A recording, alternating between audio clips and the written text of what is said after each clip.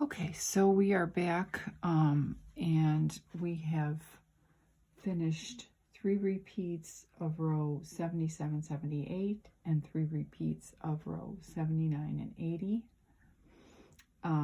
We're ready to do 81, which is our R9 row. The R9 is exactly the same as the R7, except for the fact that the R9 has 3 stitches in the center as opposed to 1. So when you bring that outside stitch to in between the second and third stitch, instead of there being just 1 and then bringing the other stitch over from the other side, now you have 3 in the center. So that's the only difference. So you're going to slip 9. 2, 3, 4, 5, 6. You're actually going to slip 6, and you're going to knit 3 together. Let's see if my splitty yarn is going to cooperate. Okay, so there we go. There's my, I'm sorry, we're not actually knitting 3 together. We're slipping 3. We're slipping 3, and then we're going to return 2 to the other side and 1 to the other side. So now I've taken this stitch and it's over here. We're going to put 3 back on and go all the way to the end of the 9. So that leaves our original 2 edge stitches on there. Now we're going to slip 1. We're going to slip 2 together. And now to change the order, we're going to slip them all back over here. Sometimes you gotta fiddle with them a little bit to get them to sit in the right spot. It looks like I picked up a little split thread there. Okay. So now the stitch that was over here is over here. There's my rearranged 9. Now in the R7, you would start immediately doing your pattern, but with this one, you're gonna SSB, which is slip stitch back. So you just simply slip that 1 stitch back to the left-hand needle. Then we're going to purl 3 together. So bring your yarn forward and 1, 2, 3.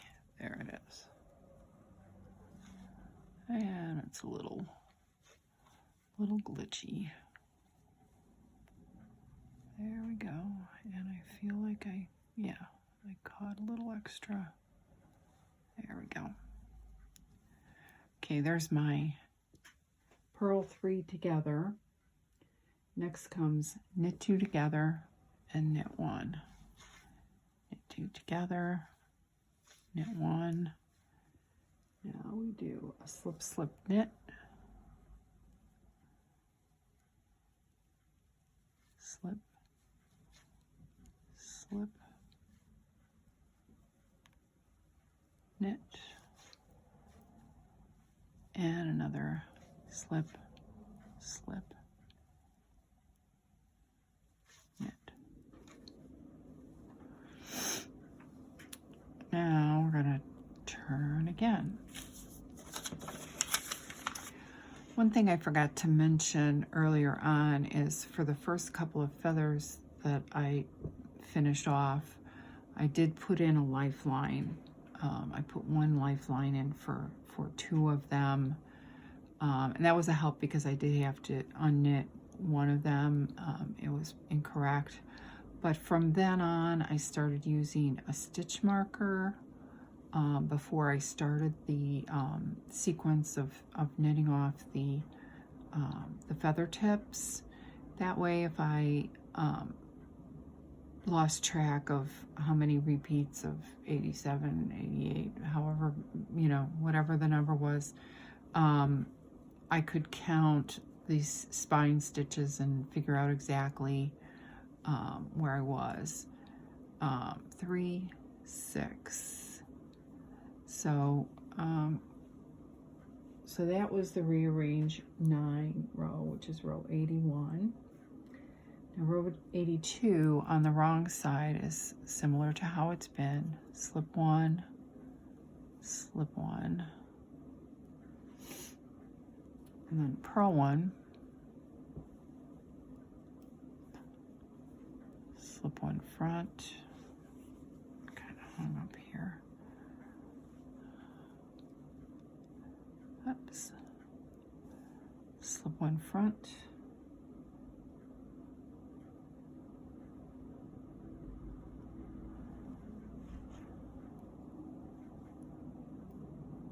knit 1, slip 1 front. That does not seem right.